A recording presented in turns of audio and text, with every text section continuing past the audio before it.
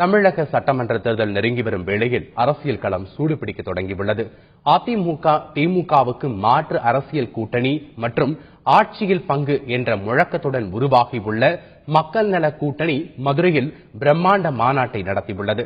மக்கள் நல கூட்டணி தேர்தலில் தாக்கத்தை ஏற்படுத்துமா என்பது குறித்து அரசியல் நோக்கர்கள் கூறும் கருத்தினை தற்போது பார்க்கலாம். 2Gலையும் சொத்துக்குழுக்கு 2லையும் திமுக 2 பேருமே தண்டிக்கப்பட்டால் என்ன, அது நிச்சயமாக மாற்று வேண்டும்ங்கிற ஒரு கருத்தை வலுப்படுத்தக்கூடியது அமையும் இல்லையா? அப்படி மாற்று வேண்டும் வலுப்படுத்தும் போது அந்த மாற்றுக்கு தயாரான நிலையில இன்னைக்கு வேற எந்த அமைப்பும் இல்ல. இவர்கள் தானே மிகப்பெரிய அளவில் ஒரு ஒன்று சேர்ந்து தமிழகம் தழுவி அமைப்பா இருக்காங்க. அந்த விதத்தில் உங்களுக்கு அது பயன்படும். திமுக அதிமுக 2 கூட்டணிகளுக்கும் அறுதி பெரும்பான்மை வருவது என்பது சாத்தியம் இல்லாமல் இருக்கிறது. இந்த மக்கள் நல கூட்டணியை பொறுத்தமட்டில் அறுதி பெரும்பான்மை வெற்றி பெறும் என்றெல்லாம் நான் நம்பவில்லை. ஆனால் அதே சமயத்தில் ஒரு குறிப்பிடத்தக்க அளவு எண்ணிக்கையில் அவர்கள் வெற்றி பெறுவதற்கான வாய்ப்பு இருக்கிறது. அப்படிப்பட்ட வாய்ப்பு இருக்கும் பொழுது எந்த கூட்டணி ஆட்சி அமைத்தாலும் இவர்களுடைய ஒத்துழைப்பு என்பது தேவையாக